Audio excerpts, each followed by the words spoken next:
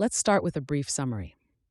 This article, written by Paul Graham in 2006 and last revised in 2010, gives practical advice on how entrepreneurs should present to investors.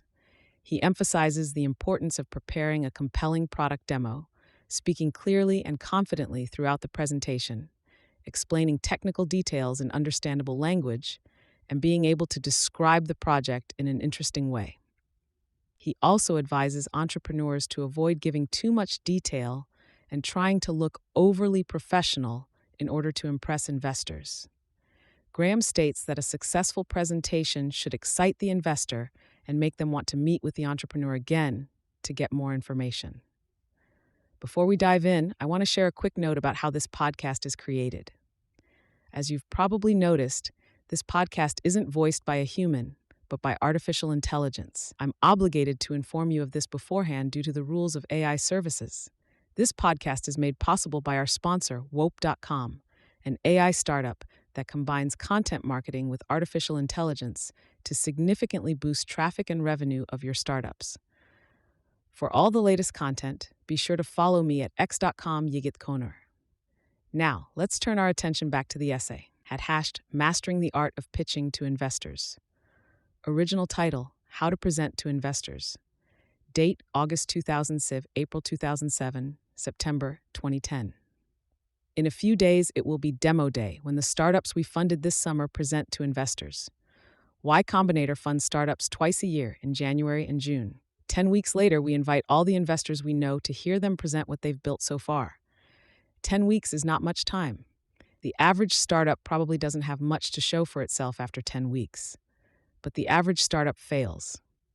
When you look at the ones that went on to do great things, you find a lot that began with someone pounding out a prototype in a week or two of nonstop work. Startups are a counterexample to the rule that haste makes waste. Too much money seems to be as bad for startups as too much time, so we don't give them much money either. A week before Demo Day, we have a dress rehearsal called Rehearsal Day. At other Y Combinator events, we allow outside guests, but not at Rehearsal Day. No one except the other founders gets to see the rehearsals. The presentations on Rehearsal Day are often pretty rough, but this is to be expected. We try to pick founders who are good at building things, not ones who are slick presenters. Some of the founders are just out of college or even still in it and have never spoken to a group of people they didn't already know. So we concentrate on the basics. On Demo Day, each startup will only get 10 minutes, so we encourage them to focus on just two goals. A, explain what you're doing, and B, explain why users will want it. That might sound easy, but it's not when the speakers have no experience presenting and they're explaining technical matters to an audience that's mostly non-technical. This situation is constantly repeated when startups present to investors. People who are bad at explaining, talking to people who are bad at understanding. Practically every successful startup, including stars like Google, presented at some point to investors who didn't get it and turned them down. Was it because the founders were bad at presenting, or because the investors were obtuse? It's probably always some of both. At the most recent Rehearsal Day, we four Y Combinator partners found ourselves saying a lot of the same things we said at the last two. So at dinner afterward, we collected all our tips about presenting to investors. Most startups face similar challenges, so we hope these will be useful to a wider audience. More 1. Explain what you're doing.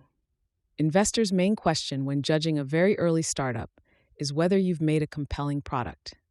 Before they can judge whether you've built a good X, they have to understand what kind of X you've built. They will get very frustrated if instead of telling them what you do, you make them sit through some kind of preamble. Say what you're doing as soon as possible, preferably in the first sentence. We're Jeff and Bob, and we've built an easy-to-use web-based database. Now we'll show it to you and explain why people need this. If you're a great public speaker, you may be able to violate this rule. Last year, one founder spent the whole first half of his talk on a fascinating analysis of the limits of the conventional desktop metaphor. He got away with it. But unless you're a captivating speaker, which most hackers aren't, it's better to play it safe. 2. Get rapidly to demo. This section is now obsolete for YC founders presenting at Demo Day because Demo Day presentations are now so short that they rarely include much, if any, demo. They seem to work just as well without, however, which makes me think I was wrong to emphasize demos so much before. A demo explains what you've made more effectively than any verbal description.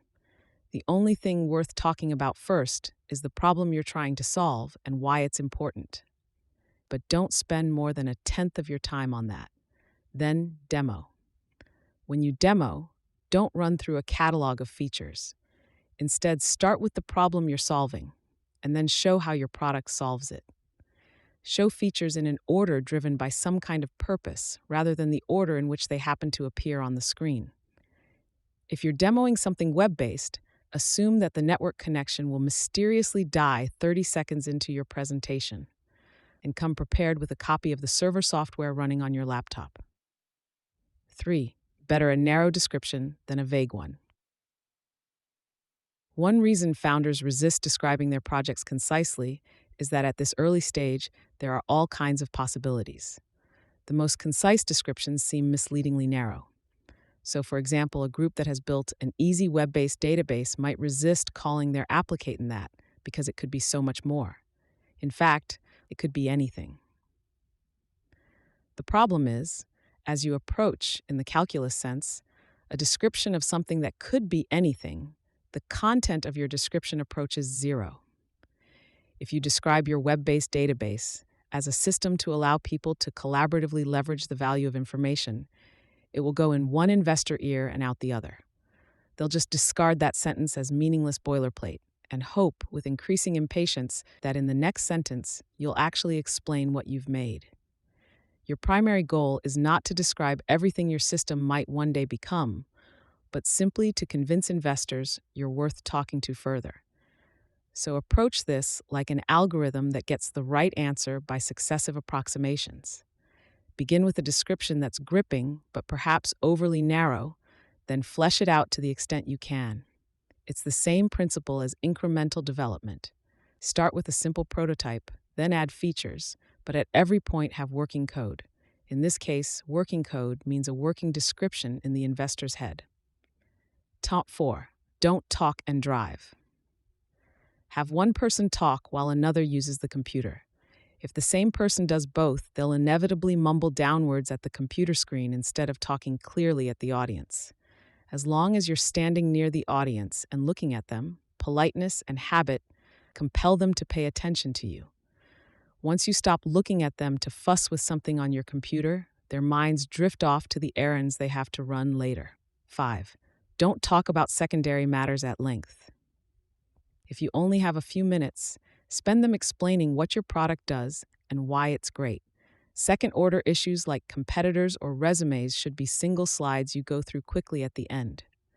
If you have impressive resumes, just flash them on the screen for 15 seconds and say a few words. For competitors, list the top 3 and explain in one sentence each what they lack that you have. And put this kind of thing at the end after you've made it clear what you've built. 6. Don't get too deeply into business models.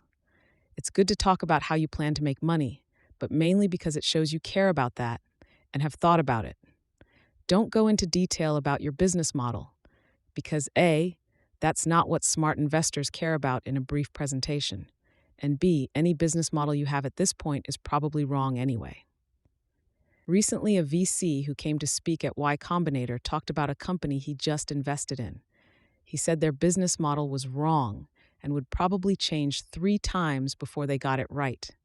The founders were experienced guys who'd done startups before and who just succeeded in getting millions from one of the top VC firms, and even their business model was crap. And yet he invested anyway because he expected it to be crap at this stage.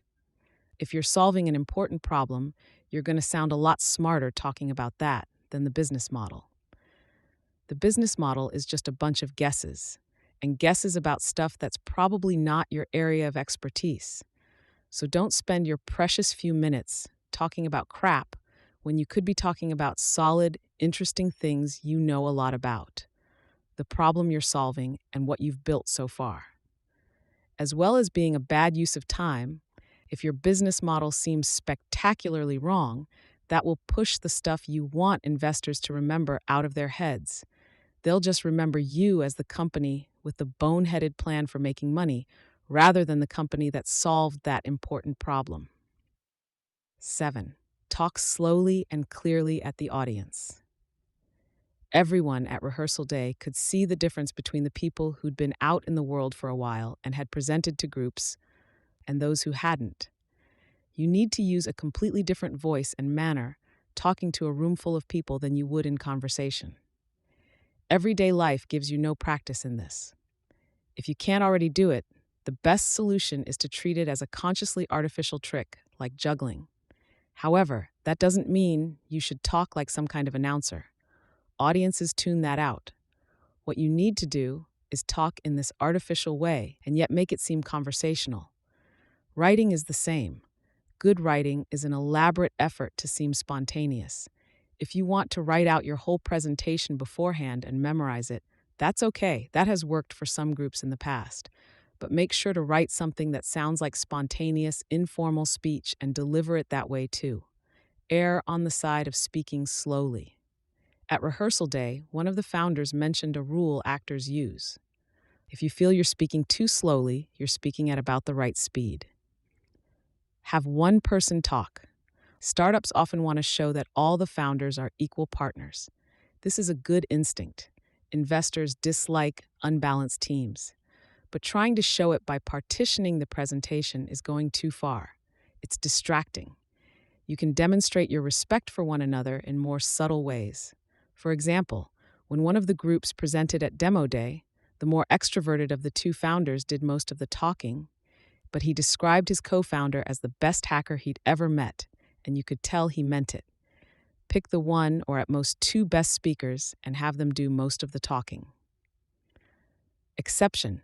If one of the founders is an expert in some specific technical field, it can be good for them to talk about that for a minute or so. This kind of expert witness can add credibility, even if the audience doesn't understand all the details. If Jobs and Wozniak had 10 minutes to present the Apple II, it might be a good plan to have Jobs speak for 9 minutes and have Woz speak for a minute in the middle about some of the technical feats he'd pulled off in the design. Though, of course, if it were actually those two, Jobs would speak for the entire 10 minutes. 9. Seem confident. Between the brief time available and their lack of technical background, many in the audience will have a hard time evaluating what you're doing. Probably the single biggest piece of evidence initially will be your own confidence in it. You have to show you're impressed with what you've made. And I mean show, not tell. Never say we're passionate or our product is great. People just ignore that. Or worse, write you off as bullshitters. Such messages must be implicit. What you must not do is seem nervous and apologetic. If you've truly made something good, you're doing investors a favor by telling them about it. If you don't genuinely believe that, perhaps you ought to change what your company is doing. If you don't believe your startup has such promise that you'd be doing them a favor by letting them invest, why are you investing your time in it? Number 10, don't try to seem more than you are. Don't worry if your company is just a few months old and doesn't have an office yet, or your founders are technical people with no business experience. Google was like that once, and they turned out okay. Smart investors can see past such superficial flaws. They're not looking for finished, smooth presentations. They're looking for raw talent. All you need to convince them of is that you're smart and that you're onto something good. If you try too hard to conceal your rawness by trying to seem corporate or pretending to know about stuff you don't, you may just conceal your talent. You can afford to be candid about what you haven't figured out yet. Don't go out of your way to bring it up, e.g. by having a slide about what might go wrong. But don't try to pretend either that you're further along than you are. If you're a hacker and you're presenting to experienced investors, they're probably better at detecting bullshit than you are at producing it. Star 11. Don't put too many words on slides. When there are a lot of words on a slide, people just skip reading it. So look at your slides and ask of each word, could I cross this out? This includes gratuitous clip art. Try to get your slides under 20 words if you can. Don't read your slides. They should be something in the background as you face the audience and talk to them, not something you face and read to an audience sitting behind you. Cluttered sites don't do well in demos, especially when they're projected onto a screen. At the very least, crank up the font size big enough to make all the text legible.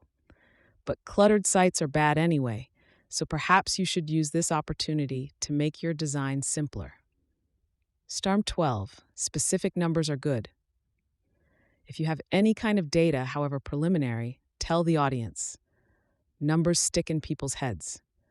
If you can claim that the median visitor generates 12-page views, that's great.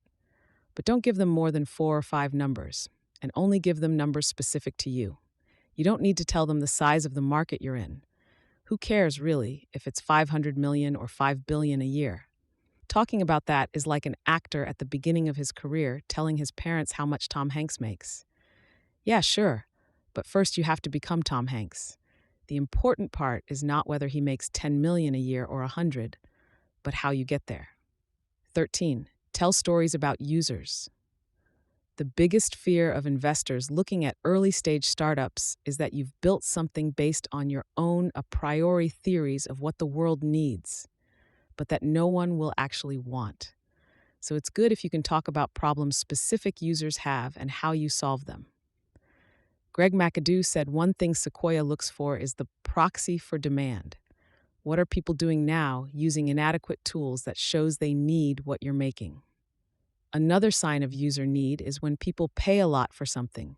It's easy to convince investors there will be demand for a cheaper alternative to something popular, if you preserve the qualities that made it popular. The best stories about user needs are about your own. A remarkable number of famous startups grew out of some need the founders had. Apple, Microsoft, Yahoo, Google. Experienced investors know that, so stories of this type will get their attention. The next best thing is to talk about the needs of people you know personally, like your friends or siblings. 14. Make a soundbite stick in their heads. Professional investors hear a lot of pitches. After a while, they all blur together. The first cut is simply to be one of those they remember, and the way to ensure that is to create a descriptive phrase about yourself that sticks in their heads. In Hollywood, these phrases seem to be of the form X meets Y. In the startup world, they're usually the X of Y or the XY. ViaWebs was the Microsoft word of e-commerce.